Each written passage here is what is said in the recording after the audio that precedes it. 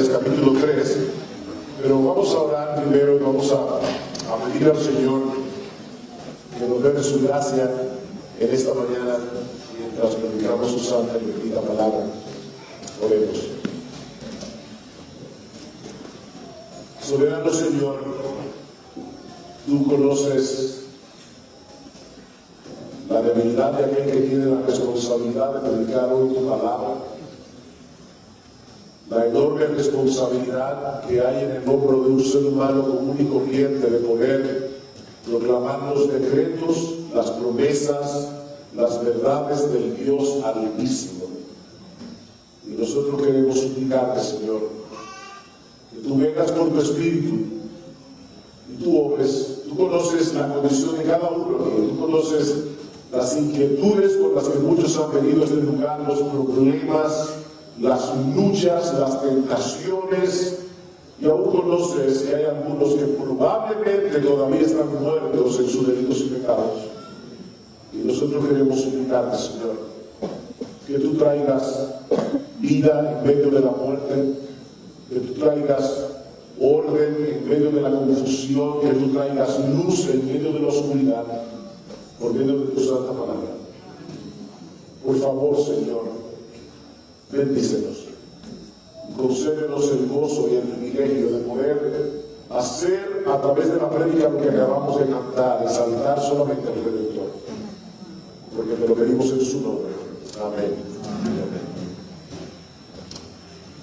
En el año 1487, el explorador portugués Bartolomé Díaz fue el primer europeo en navegar a través de un estrecho bastante peligroso en el extremo sur del África, al que Bartolomé Díaz bautizó con el nombre Cabo de las Tormentas.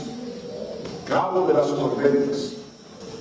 Pero cuando Juan II de Portugal se enteró del descubrimiento, él rebautizó ese estrecho, y ahora es un estrecho famoso, que se conoce como el Cabo de la Buena Esperanza.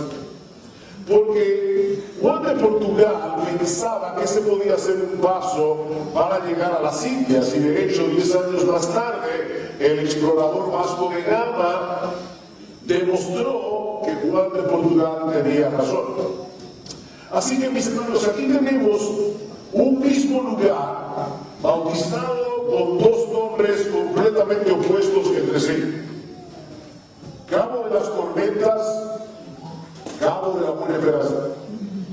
Alguien ha dicho que esos dos nombres reflejan, por un lado, las dificultades del viaje, pero por el otro lado reflejan la esperanza del destino. Sin quererlo, Juan nos proveyó una buena ilustración de la vida cristiana. La misma lección que aprendemos del pasaje de Lamentaciones, capítulo 3, que vamos a estudiar en esta mañana. Ahora déjenme poner este texto en su contexto, el famoso pasaje donde Jeremías dice al Señor: grande es tu fidelidad. Y ese es mi tema de esta mañana, la fidelidad de Dios. Este libro, Lamentaciones, consiste en una serie de 5 poemas de lamentos, escrito muy probablemente por el profeta Jeremías luego de la caída, la destrucción de Jerusalén por manos de Nabucodonosor, rey de Babilonia, en el año 586 antes de Cristo. Durante muchos años el Señor había estado llamando a la nación al arrepentimiento, pero el pueblo decidió cerrar su corazón a la voz de Dios a través de sus profetas hasta que fue demasiado tarde. La devastación de Jerusalén y el cautiverio babilónico fue uno de los episodios más terribles que sufrió la nación de Israel en el Antiguo Testamento. Si alguna vez ustedes han visto fotos de Berlín o de la ciudad de Dresde durante la Segunda Guerra Mundial, pueden tener una idea de lo que significó para Israel la invasión de los babilonios. En los capítulos 1 y 2 del libro, Jeremías nos presenta su lamento desde la perspectiva del pueblo. Pero cuando llegamos al capítulo 3 de Lamentaciones, el asunto se vuelve más personal. Vean el capítulo 3, versículos 1 al 4. Yo soy el hombre que ha visto aflicción bajo el látigo de su enojo. Me guió y me llevó en tinieblas y no en luz. Ciertamente contra mí volvió y revolvió su mano todo el día. Hizo envejecer mi carne y mi piel. Quebrantó mis huesos. ¿Se dan cuenta, hermanos, cómo Jeremías está contemplando a Dios como el autor de esta devastación? Jeremías sabía que detrás del poder de los babilonios había un poder infinitamente superior, que había usado a Nabucodonosor como instrumento de castigo. Mis hermanos, era Dios es el que a final de cuentas estaba disciplinando a Israel por su grosera idolatría. Hoy día hay mucha especulación en cuanto a este famoso virus, si es producto de la naturaleza o si fue creado artificialmente por algún laboratorio con fines funestos. Bueno, la verdad es que no sabemos de dónde salió el coronavirus. Lo que nosotros sí sabemos es que eso no escapa al control de Dios. Él está en control de cada molécula del universo. Él está en control de cada átomo. Dios no estaba mirando para otro lado cuando surgió el coronavirus. Ahora se dice que esto se escapó del control de las naciones. Esto nunca se va a escapar del control de Dios. Y eso es lo que Jeremías está contemplando aquí. Y precisamente era lo que causaba más desolación en su corazón. El hecho de saber que el mismo Dios se había volcado contra ellos por causa de su pecado. Vean el capítulo 3, versículo 8. Aun cuando clamé y di voces, cerró los oídos a mi oración. Qué duro es eso. Que tú ores al Señor y sientas que Dios cerró su oído. Y luego más adelante en el versículo 16, mis dientes quebró con cascajos. En la antigüedad, cuando una nación venía y atacaba a la otra, mezclaba los alimentos de la nación con piedras para que cuando las personas comieran se les rompieran sus dientes. Y eso es lo que Jeremías está contemplando, como si Dios hubiera hecho eso. Me cubrió de ceniza, mi alma se alejó de la paz, me olvidé del bien y dije, perecieron mis fuerzas y mi esperanza en Jehová. ¿Escucharon eso? Un siervo de Dios diciendo, perecieron mis fuerzas y mi esperanza. Jeremías está navegando aquí por el cabo de las tormentas.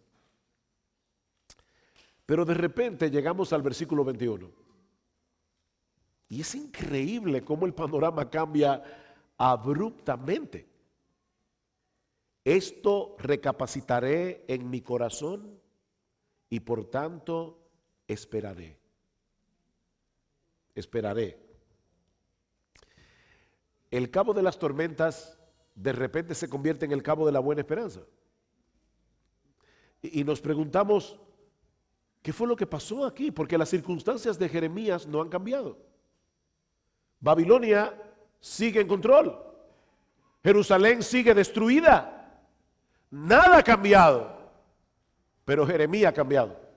Nada ha cambiado de las circunstancias. Pero Jeremías ha cambiado. Jeremías ha tomado la decisión de contemplar el panorama a través del lente del carácter de Dios y no de las circunstancias. En otras palabras, mis hermanos, su teología cambió su perspectiva. Su teología cambió su perspectiva. Y hay al menos 4 grandes verdades en este pasaje que yo espero en el Señor que sean de mucho consuelo para nosotros cuando tengamos que navegar por las dificultades y tribulaciones de la vida y aún en medio de esta situación en la que nos encontramos a nivel global por causa del coronavirus. 4 poderosas razones para rebautizar estas aguas como cabo de la buena esperanza.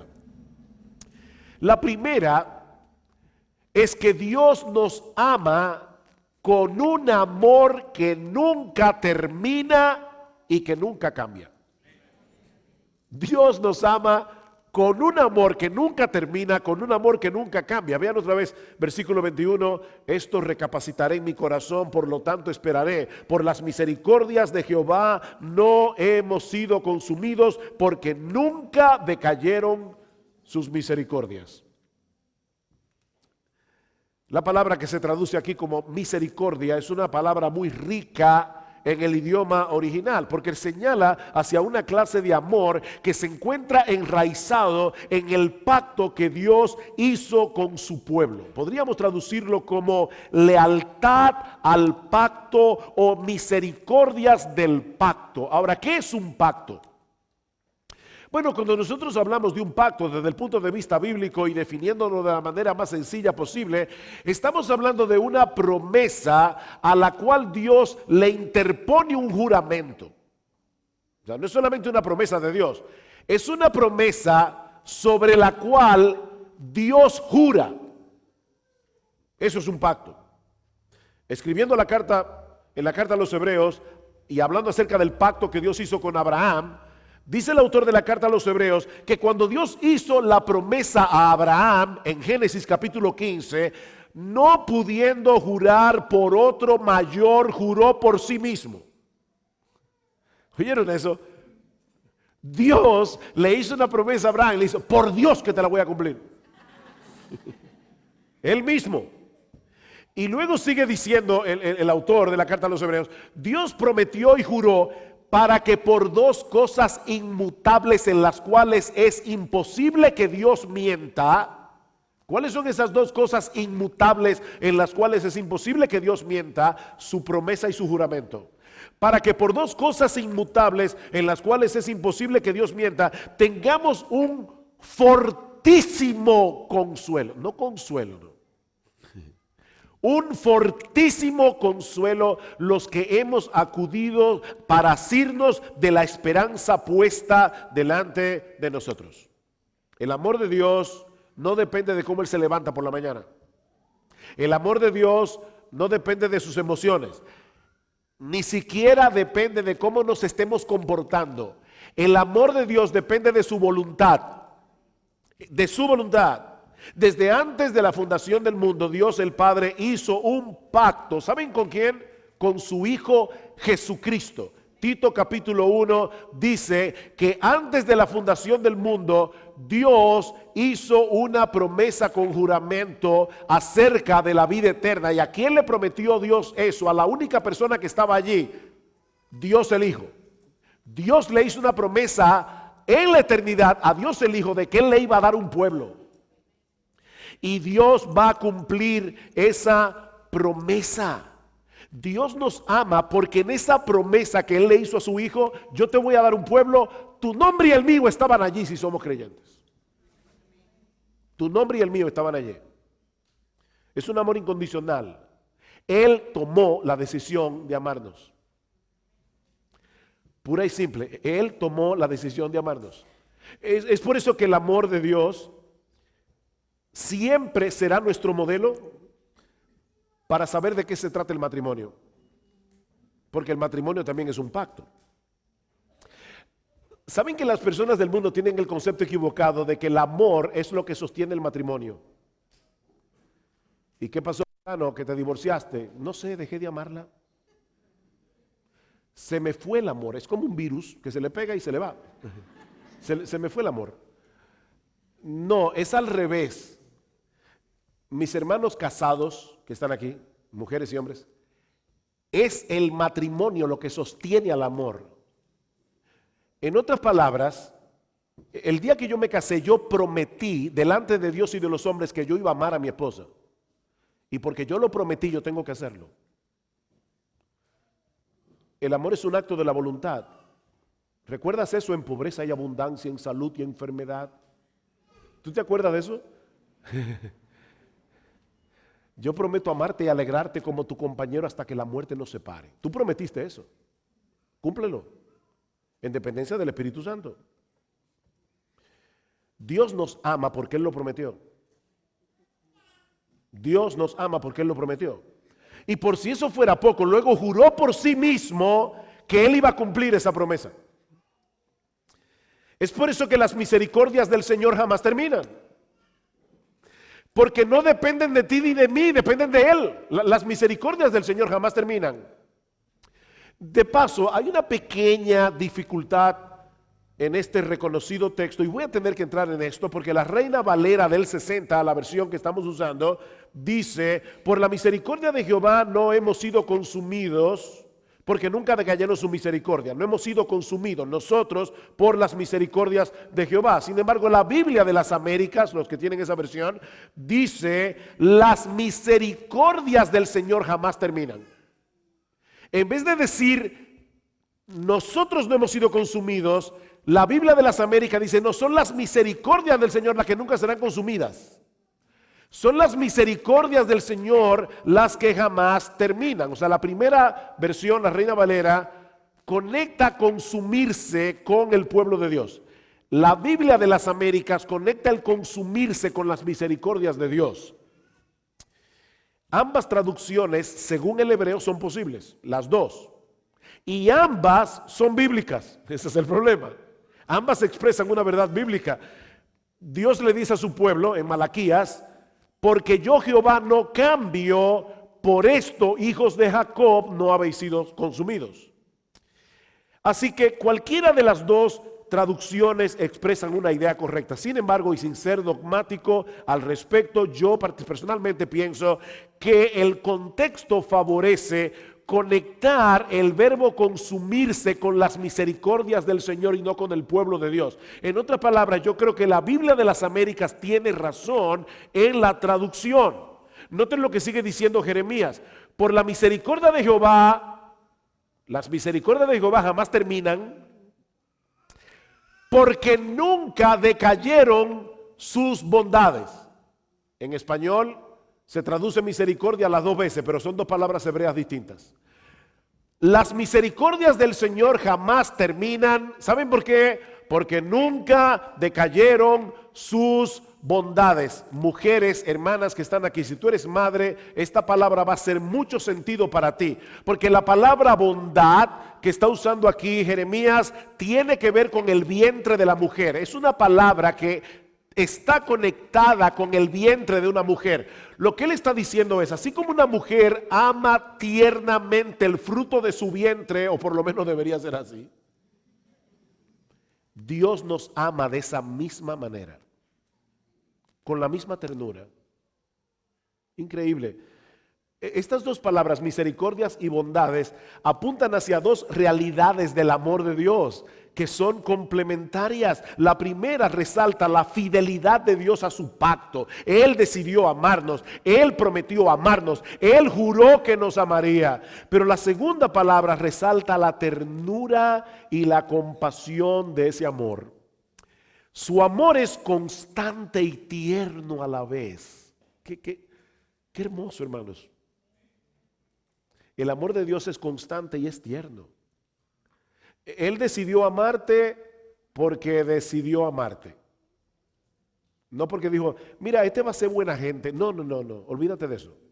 No era por nada que hubiera en ti, ni en mí. Él simplemente dijo: yo voy a amar a Sujel Michelén. Él va a ser un perverso pecador merecedor del infierno, pero yo decidí amarlo. ¿Y por qué? Porque decidí amarlo. La razón está en Dios. Así que su amor es constante, es fiel, pero su amor es tierno.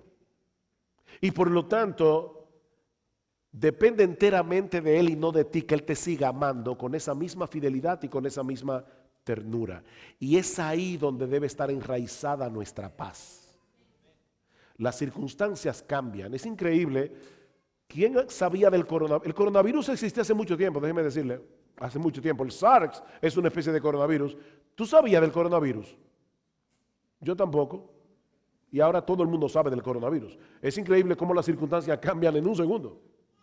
Pero el amor de Dios no. El amor de Dios no. es constante, es fiel, es tierno. Pero hay otra razón en nuestro texto para mantener la esperanza en medio de las circunstancias más desesperadas. Y es el hecho de que Dios renueva sus misericordias y sus bondades cada mañana. Cada mañana, vean el versículo 23. Nuevas son las misericordias y bondades, nuevas son cada mañana. Cada mañana. Las misericordias y bondades del Señor son constantes y novedosas al mismo tiempo. Son constantes porque Dios no cambia, pero al mismo tiempo son novedosas porque Dios nos presenta cada día nuevas oportunidades para disfrutar de sus misericordias y de sus bondades. Todos los días. Las misericordias del Señor son como el maná que caía del cielo cada mañana. Cada nuevo día el Señor tiene para nosotros una nueva porción de su gracia, una nueva porción de sus favores, una nueva porción de su bendición. Yo recuerdo cuando nosotros tuvimos nuestra primera hija. Los hijos dan mucho trabajo criarlos, sobre todo al principio. ¿A quién se le ocurrió la frase de dormir como un bebé? Eso es lo más terrible que hay, dormir como un bebé. Oí la historia de un señor que tenía muchas deudas y alguien le preguntó, ¿y tú duermes en la noche? Y dice, sí, como un bebé. Me levanto cada 3 horas llorando. Los niños dan trabajo. Sin embargo, uno se levanta por la mañana, va a la cuna y cuando uno ve esa carita, cada mañana, es como si el amor de los padres se renovara otra vez. Y le da una fuerza para volver al día entero, a seguir lidiando con el niño o la niña. Son nuevas nuestra ternura, nuestro amor hacia nuestros hijos cada mañana. Y somos seres imperfectos. Bueno, mis hermanos, el amor de Dios es eterno, es inmutable, es un amor que nunca cambia y sin embargo se renueva cada mañana. No porque las misericordias de ayer fueran imperfectas y necesitaran ser mejoradas, sino porque las misericordias de ayer eran para ayer y no sirven para hoy. Eran para ayer. No os afanéis por el día de mañana, dice Jesús, Mateo 6:34, porque el día de mañana traerá su afán. Basta a cada día su propio mal. Cada día trae su propia cuota de mal y cada día viene con su propia cuota de misericordias y bondades. Dios tiene reservado para nosotros un paquete de sus misericordias que serán suficientes para enfrentar lo que viene cada día. Así que no te afanes por el día de mañana. No te afanes por el día de mañana. Ni esperes en el día de hoy las fuerzas que tal vez vas a necesitar en el futuro. Y si me da un cáncer, sería terrible, pero cuando eso pase Dios te va a dar la gracia para soportar el cáncer. No te lo va a dar ahora que no tienes cáncer. No te preocupes de verdad por el día de mañana. Cada día traerá su propia cuota de gracia. Confía más bien en el hecho de que cada día de tu vida el Dios que te salvó de pura gracia por medio de Jesucristo estará al lado tuyo cuidando de ti y proveyéndote las misericordias y bondades que vas a necesitar cada día. Seguramente todos conocen el himno Grande es tu fidelidad. Es un himno muy famoso compuesto por un autor, Thomas Shilson. Oh Dios eterno, tu misericordia ni una sombra de duda tendrá. Tu compasión y bondad nunca fallan y por los siglos el mismo será. Oh tu fidelidad, como dice el himno en inglés, mañana tras mañana veo tus misericordias. Mañana tras mañana veo nuevas misericordias, dice el himno, literalmente. Así que mi hermano, mira, te puedes levantar mañana con confianza y pasado mañana y tras pasado mañana y hasta que estés sano y salvo en la presencia del Señor, porque no habrá un solo día en el que Dios deje de cumplir lo que prometió. No habrá un solo día.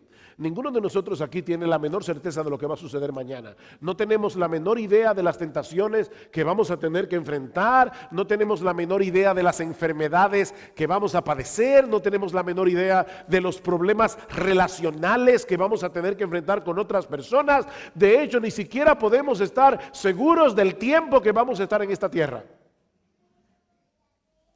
Pero hay una cosa de la que podemos estar completamente seguros. He aquí, ciertamente, el bien y la misericordia me seguirán todos los días de mi vida. Todos los días de mi vida. Salmo 23. ¿Y cómo podemos estar seguros de eso? Bueno, por la tercera razón que encontramos en nuestro texto. Ya hemos dicho que el amor de Dios nunca termina y nunca cambia. Ya hemos dicho que Él renueva sus misericordias y bondades cada mañana. Pero ¿saben qué? Ninguna de esas cosas serían un verdadero consuelo para nosotros a menos que podamos descansar confiados en la absoluta fidelidad de Dios. ¿Qué es lo que dice el texto? Note lo que sigue diciendo en la segunda mitad del versículo 23. Nuevas son cada mañana, grande es tu fidelidad. Grande es tu fidelidad. ¿Se dieron cuenta de algo aquí? Jeremías hasta este momento había estado hablando acerca de Dios. Pero ahora en la segunda mitad del versículo 23 se está dirigiendo directamente a Dios. ¿Se dieron cuenta? Grande es tu fidelidad. Hay un cambio aquí. Repentinamente la teología de Jeremías se convirtió en adoración. Doxología. Su teología se convirtió en doxología. Mira, mi hermano, déjame decirte algo. Si tu teología no te lleva a alabar a Dios, es una teología defectuosa. Porque Dios es digno de ser alabado. Yo estoy leyendo un libro ahora mismo sobre los atributos de Dios. Y yo tengo el problema de que yo leo para todo el mundo. Por lo menos los que están al lado mío, mi esposa es la que tiene que aguantar eso. Y yo yo creo que casi todos los días, más o menos, mi amor, estaba leyendo hoy sobre la omnisciencia, le estaba leyendo sobre la omnipresencia de Dios, estaba leyendo sobre la eternidad de Dios. Es que Dios es. Hace unos años atrás, unos amigos, yo tuve que ir a Canadá a visitar a unos amigos y ellos tuvieron la gentileza de llevarme a las cataratas del Niágara. Y la verdad es que cuando uno se acerca a las cataratas del Niágara, Dios, por lo menos yo me imagino que a todos aquí, ¿verdad? Dios nos alambró de tal manera que hay un sentido de reacción a lo grandioso. No es que tú llegas y dices, bueno, ahora voy a ver una cosa impresionante, así que cuando llegue debo abrir la boca y decir wow. No, es que tú llegas, de verdad, en serio, uno ve esa mole de agua cayendo sin parar y uno dice, wow. Cuando uno estudia este libro y ve a Dios en este libro, no puede haber otra expresión, es un wow. Dios es grandioso. La teología de Jeremías se convirtió en doxología. Señor, grande es tu fidelidad. Grande es tu fidelidad. La palabra fidelidad significa firmeza, constancia, confiabilidad. Nuestro Dios es constante y fiel. Cuando Él promete algo, lo cumple. No solo porque Él es confiable, sino porque no hay nada ni nadie que pueda impedir que Él lo haga. Yo puedo hacer una promesa con la mejor intención del mundo y no poder cumplirla, porque algo se interpuso en mi camino que yo no tenía planificado. A Dios nunca le ocurre eso, mis hermanos. Nunca le ocurre eso, porque Él no solamente es veraz, Él es también todopoderoso. Él es el soberano, no existe nada ni nadie que pueda frustrar sus planes. Él es absolutamente confiable en todo tiempo y en toda circunstancia. Él es confiable. Nuestro Dios es fiel en medio de la aflicción. Salmo 119, conozco, oh Jehová, que tus juicios son justos y que conforme a tu fidelidad me afligiste. Conforme a tu fidelidad. Dios es fiel cuando aflige. ¿Sabes por qué? Porque Él no lo hace en vano. Él tiene un propósito con esa aflicción. Dios es fiel en medio de la tentación. No os ha sobrevenido ninguna tentación que no sea humana, sino que fiel es Dios, que no os dejará ser tentado más de lo que podéis resistir, sino que dará también juntamente con la tentación la salida para que podáis soportar. Nuestro Dios es fiel en su propósito de santificarnos. Y el mismo Dios de paz os santifique por completo, y todo vuestro ser, espíritu, alma y cuerpo sea guardado irreprensible hasta la venida de nuestro Señor Jesucristo. Fiel es el que os llama, el cual también lo hará. Él lo hará. Nuestro Dios es fiel en perdonar. Nuestro Dios es fiel cuando venimos a Él en arrepentimiento. Si confesamos nuestros pecados, Él es ¿qué? Fiel y justo para perdonar nuestros pecados. Él es fiel y justo. ¿Saben? Para mí ese es un texto extraño, hasta que lo entendí en algún momento de mi vida cristiana. Porque si Dios habla del perdón, yo esperaría que Él dijera, Él es fiel y bueno, Él es fiel y misericordioso, pero justo para perdonar. No, yo no quiero que me trate con justicia, yo quiero que me trate con misericordia. Él es fiel y justo, y por eso perdona, porque ya Dios castigó mis pecados en el cuerpo de Jesucristo en la cruz del Calvario, y Él no va a castigar el pecado dos veces. Así que cuando yo vengo y le pido perdón al Señor, Él mira a la cruz donde su Hijo pagó la deuda. Él es fiel y justo para perdonar nuestros pecados, porque ya Cristo pagó por ellos en la cruz. Mis hermanos, nuestro Dios es fiel, absolutamente fiel, en todo tiempo, en toda circunstancia. Cada palabra que sale de su boca se cumplirá. Porque Él no es más o menos fiel. Él es fiel. De hecho, la fidelidad es un atributo absoluto. O tú eres fiel o no lo eres. Hay una palabra que describe a los maridos que son fieles el 99% de los casos, se llaman adúlteros. O tú eres fiel o tú no eres fiel. Esto es absoluto, no se puede ser más o menos fiel. Dios es fiel, 100% fiel. Es imposible que Dios sea inconsistente, es imposible que Dios se contradiga a sí mismo, porque Él no puede negarse a sí mismo, dice Pablo. El cielo y la tierra pasarán, mis palabras no pasarán. ¿Tú crees eso? ¿Tú crees que todas las cosas obran para el bien de aquellos que aman a Dios? Como dice Romanos 8:28. O que nuestro Dios suplirá todo lo que nos falta conforme a sus riquezas en gloria en Cristo Jesús. Filipenses capítulo 4. Tú dices, nuestro Dios suplirá todo lo que os falta conforme. Esa palabrita es importante. Miren, Bill Gates tiene mucho dinero. Si Bill Gates me diera de sus riquezas, puede ir desde $1 hasta $1.000.000. Él me dio de sus riquezas, pero si Él me da conforme a su riqueza, yo espero mucho. Ese texto no dice que Dios nos da de sus riquezas, dice que Dios nos da conforme a sus riquezas, y Él es dueño de todo. Dueño de todo. Si Dios no fuera fiel, no podríamos estar completamente seguros cuando tengamos que atravesar por las adversidades de la vida, pero nuestro Dios es fiel. ¿De qué serviría que Dios nos dijera que nos ama con un amor que nunca termina, que nunca cambia, que sus misericordias son nuevas cada mañana, si Él no fuera confiable? No serviría de nada.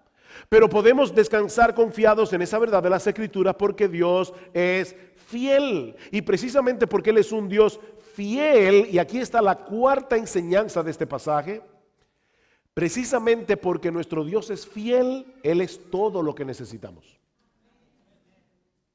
¿Tú tienes a Dios? Tú no necesitas nada más. Él es todo lo que necesitamos. Vean el versículo 24. Mi porción es Jehová, Dijo mi alma, por tanto en él esperaré. Mi porción es Jehová. Y Jeremías parece estar pensando aquí en lo que Dios le dice a los levitas en Números capítulo 18 versículo 20, cuando estaban a punto de entrar en la tierra de Canaán y Dios estaba repartiendo la tierra. ¿Saben lo que le dijo a los levitas? No tendrás heredad en su tierra, ni tendrás posesión entre ellos. Yo soy tu porción y tu herencia entre los hijos de Israel. ¿Ven la idea? Es como si Dios estuviera diciendo a los levitas: cuando lleguen a la tierra de Canaán, yo no voy a darles nada allí, porque yo seré vuestro todo. Yo no les voy a dar nada. Yo les voy a dar a mí mismo. Yo soy vuestra porción. Así que la porción que les tocó a los levitas no solo era suficiente, era demasiado. Era demasiado. Es la misma idea que expresa David en el Salmo 16. El Señor es la porción de mi herencia y de mi copa. Tú sustentas mi suerte. Las cuerdas me cayeron en lugares deleitosos. Estaban repartiendo la tierra por cordel. Y dice David: a mí me tocó Jehová.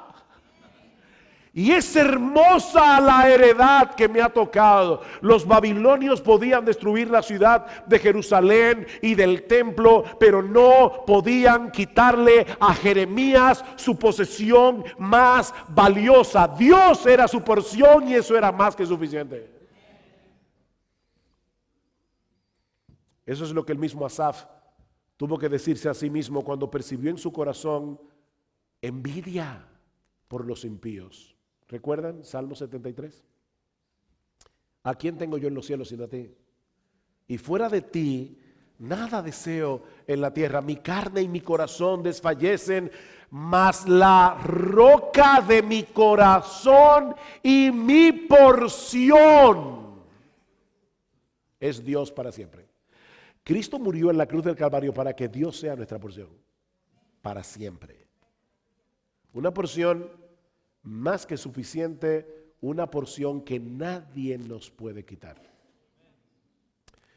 El problema es que muchas veces nosotros perdemos la realidad, perdemos de vista la realidad de que Dios es todo lo que necesitamos.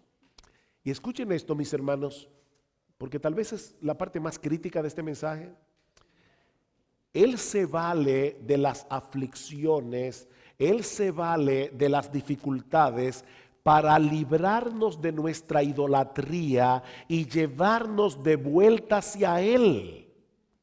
En otras palabras, a través de las aflicciones, a través de los problemas, Dios nos quita un bien menor, la salud, la riqueza, las relaciones. A veces nos quedamos solos en momentos críticos de nuestras vidas. Dios nos quita un bien menor para llevarnos de la mano a un bien infinitamente mayor, que es Él mismo. Él mismo.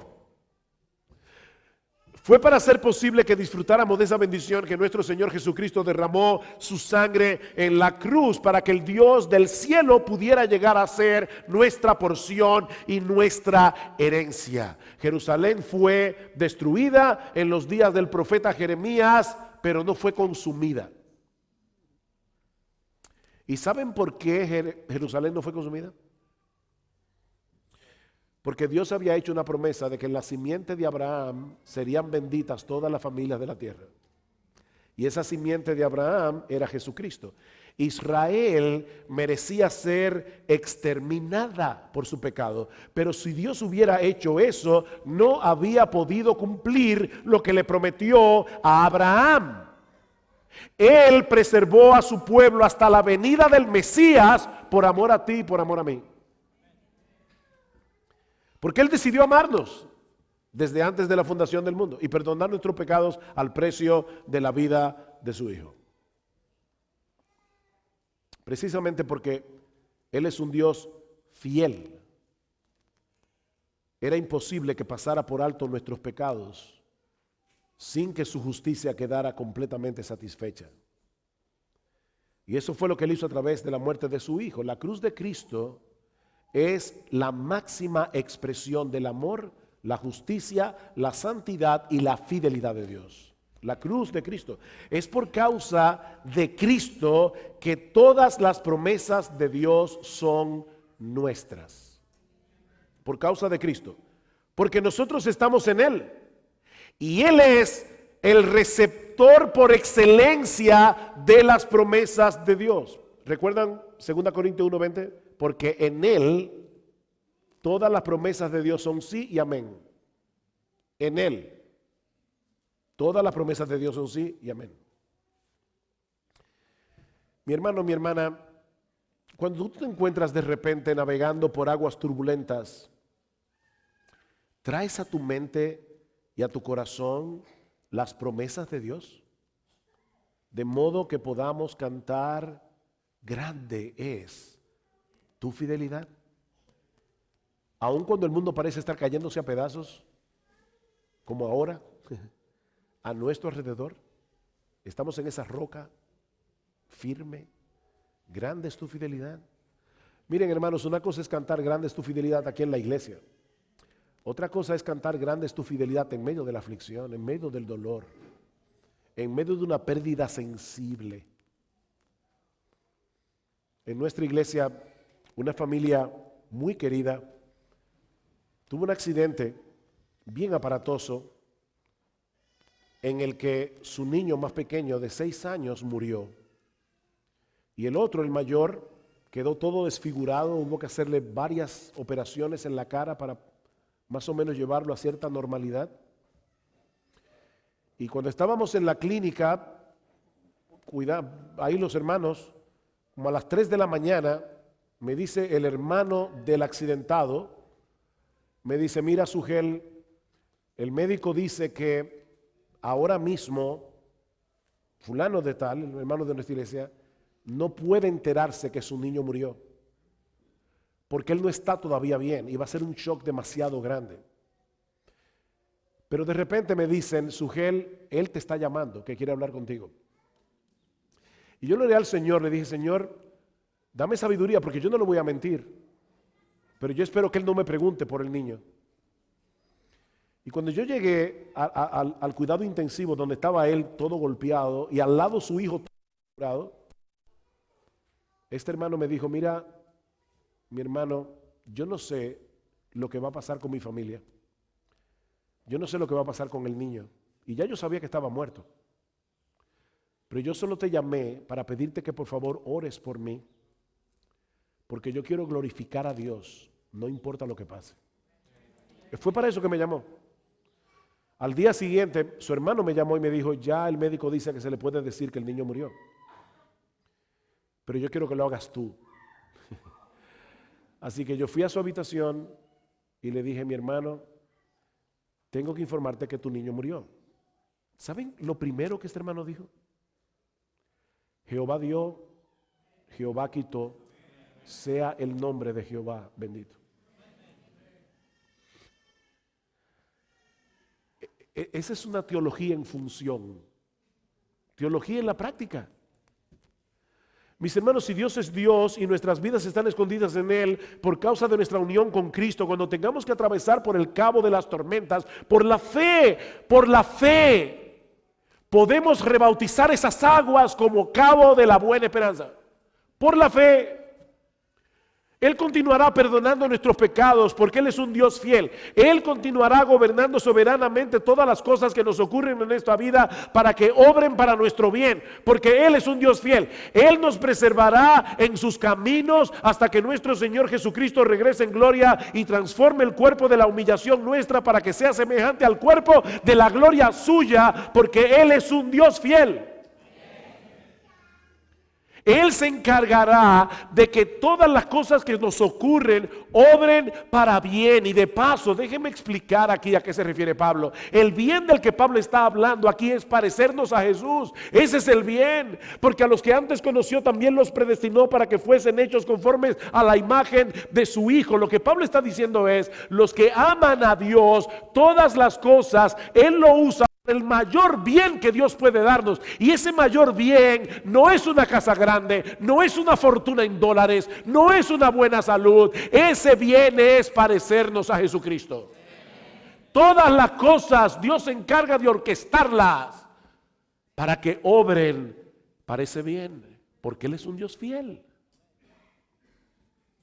Podemos estar absolutamente seguros de este libro y de todo lo que dice aquí, porque estas son palabras fieles y verdaderas, dice en Apocalipsis 22, versículo 6. Porque proceden de un Dios verdadero y fiel. Oh, mis hermanos, que el Señor nos ayude. Que el Señor nos conceda, sobre todo en estos días, y yo diría que a lo largo de toda nuestra vida, porque hoy es el coronavirus, mañana va a ser cualquier otra cosa, para traer estas verdades a nuestras mentes cuando tengamos que atravesar por el cabo de las tormentas. Recuerden estas palabras de Pablo y con esto concluyo. Romanos 15:13. Y el Dios de esperanza os llene de todo gozo y paz en el creer.